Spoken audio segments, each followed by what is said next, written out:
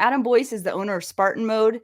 He's an authorized instructor of martial blade concepts based in Idaho Falls, Idaho, and one of only a handful of MBC instructors in the entire world who travel to teach seminars. He's a defensive tactics instructor, a pistol, rifle, and shotgun instructor, and a knife designer.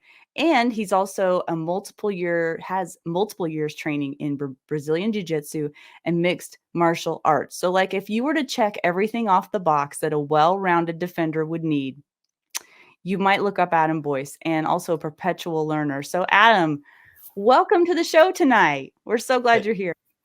Hey, it's good to see you. It's good to be back. I know. Well, I think our audience was pretty impressed with you last time, so we had some requests to have you back. So I'm really glad that you said yes, because the information that you provide people is so needed. And you know, I mean, yeah, like I said, well-rounded defender. You're the perfect example of that. You've got a lot of knowledge to bring. So we're going to start out with pre-assault indicators. Then we're going to go to pork cutting, which you'll have to describe and tell people what that is. And then I'll probably have some other questions afterwards to ask you. So does that sound good? That sounds great. Yeah. Okay, cool. Is there any other background information people need to know about you before we get into that? No, I think that's good enough. There's more, but that's great. Those are the highlights. Yep. Okay, cool. All right. So do you want me to just pop this on the screen and get going on these pre-assault indicators? So tell people, what are pre-assault indicators first before we play? So basically what we want to look at tonight is, it doesn't really matter how much you know or how skilled you are if you don't know that the attack's coming. We could train you to be a ninja, but if you don't have that pre-recognition, it's going to make it a lot harder to make it. So we want to talk about that tonight. Buying yourself time, right? Yep. Part of it. Okay. All right. I'm going to start playing. There's no sound, but Adam's going to narrate pretty much. So just as a caution, again, this is a parental advisory. There is some explicit content on here. We try to take out any videos that were super gory or bloody. We want to start with this one. So if you look here, these guys are on the bus. You have the guy stand up in the middle, the gentleman sitting down with the white hat. There's a lot of things we can learn from this video. First thing you'll notice is the gentleman standing up kind of does a posturing move, leans into the guy. This is kind of that peacocking, like, watch out, I'm going to throw a punch, kind of letting the other guy know he means business. You'll notice the guy sitting down, go ahead and takes things out of his hands, sets it down. What he's doing right now is buying time so that he can use his weapon. From this part right here, you see him grooming, touching his face. That's a common gesture we'll see, is touching the face or touching the head. That's pretty common when you see people attack or planning. The next thing you see him do right here, he's going to take that hat off. He's getting rid of any loose articles, just moving out of the way, and then he's going to use that hat to conceal his knife. Wow. Right here, you'll see him look to the right. That's a witness looking. He's looking to see if there's any more witnesses, and also looking for evasion. Right here, he'll latch on with the support hand or the out hand, and then it's a gross motor skill. So he's just going to go low line thrusts.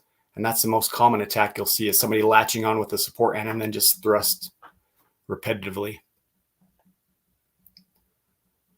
So we'll watch a few more videos tonight, a few more. And as we do, we'll kind of talk about some of these. This one's actually one of my favorite ones when you talk about pre-assault indicators. The gentleman pouring the whiskey there, that's Conor McGregor. You might have heard of him, a UFC fighter. What happened here is he's in a pub and he had his new Proper 12 whiskey and he wanted others to partake. The gentleman said he didn't want it. Right here, you'll see him groom. He's taking that left hand, he's touching his face. He's doing that grooming motion that we saw in the previous video. He's puffing his chest out a little bit, trying to look bigger, and then boom, sucker punches the guy right there. Wow. So play this again so you can watch that, but there's his groom. The gentleman's not really paying attention and fires his shot. So here's another good one that will kind of illustrate. It's pretty grainy, but it'll illustrate a lot of things with this. What you'll notice here is two guys get an altercation. You'll see the gentleman here look to the left. He's looking to see if there's any witnesses. He's also looking for his escape plan. He's doing that grooming motion again, touching his face. Now you'll see him kind of do like a little bit of shift with his body weight, glances again. And after he shifts his body weight, loads up and fires his shot. The fascinating thing is if you start watching videos and seeing how things happen, there's a lot of common occurrences. You won't see the same things every time, but you'll start seeing clues. So here we'll notice on this one, kind of the same thing. You've got a little bit of posturing going on. Their space is just too close. He's looking for a diversion here. So what he's doing at this point, he's looking to the side, getting his hands out. He's trying to move him around so it looks like it's no big deal when he actually fires his shot. Looks away like we talked about. After he looks away, goes to fire. The gentleman realized what was coming and threw a counterattack. One of the things we do at all the seminars that I teach is we talk about, again, you have to be aware of what's going around you, what's going around you. Here's a great example. This lady's on her cell phone. Guy sneaks up behind her, punches in the back, knocks her out. That situational space, not letting people get close enough that they can actually put your hands on you, is something that is critical, often hard to do, but it's a critical component.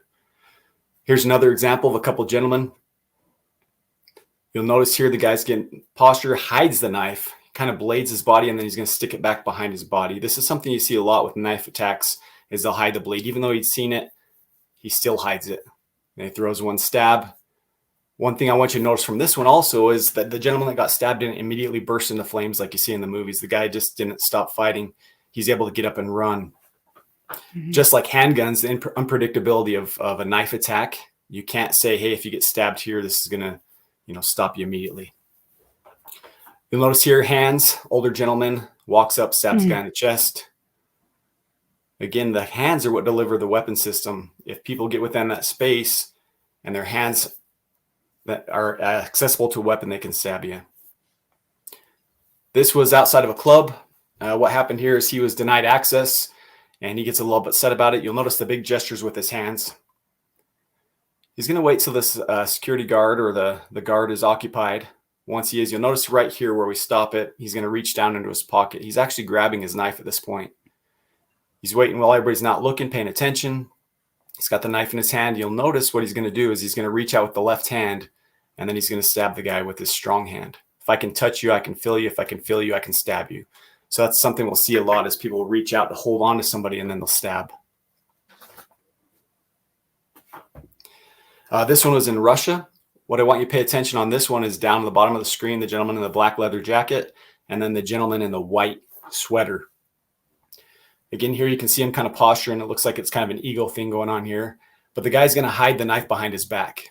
So he's kind of blading his shoulders a little bit, hiding what he has in his hands. See, it's a pretty big knife. And then again, he's going to reach out that support hand, low line thrust.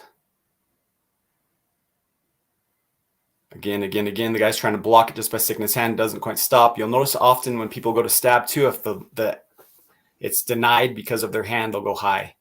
Looks like the gentleman had some nice sambo or some judo or something and took him down the ground. Thinks at this point he's winning the fight, but in reality he'd been stabbed multiple times. If you watch the full video on this, it takes about a minute for the gentleman to pass out from loss of blood.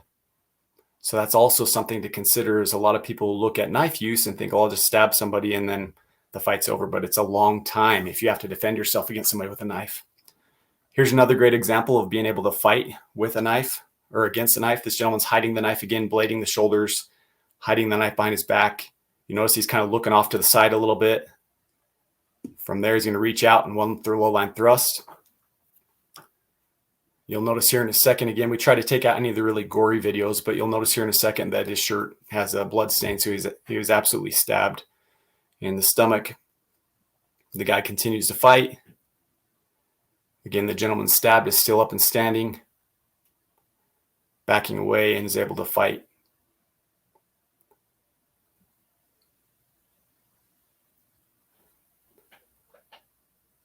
But I think the best part of this video here is this guy has a really good girlfriend. And I think if I could give you any advice at all, is make sure you have a good girlfriend or wife. I was wondering why those guys weren't helping him. Yeah. Okay, now this next video we're going to look at, this is actually a couple homeless guys in New York, and it's not so much about knife fighting styles. The big thing I want everybody to understand from this video is if there's somebody like attacking you with a knife and you have space, run, don't fight. All means get out of there.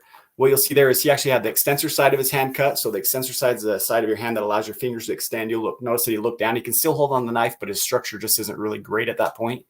So you're going to see him go from a strong hand right hand grip to a left-handed grip. Gentleman comes out again with a knife. Guy glances down at his hand.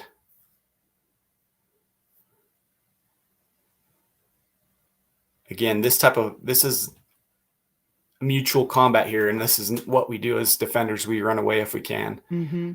There he is. He's going to get cut here. This time it's going to be on the flexor side. So the flexor side, again, is the side of your hand that allows your hand to grip. You notice that it goes completely limp. And that gentleman is done at that point, being able to hold on to a knife and continue a fight. And he's still hanging around. He's not leaving. Yep. Okay, this is the last video. This is one that we do a lot at the seminars I teach. And it's not so much about knife versus gun or gun versus knife. The idea is to understand the reactionary time. So whoever has the first strike has more time. So what we did in that one is we actually had a training knife. It's just an AccuStrike. And the way that these work is when you make contact with them, they'll actually light up and beep. So you know when you make contact. It's like the most annoying sound in the world. It is. They're a lot of fun though. And then from the standpoint of a cert, we give the other guys a cert pistol. And the idea is, again, just to show you that if you're not paying attention to what's going on and they get that first jump on you, you're behind the curve. So that's kind of the reason we show that.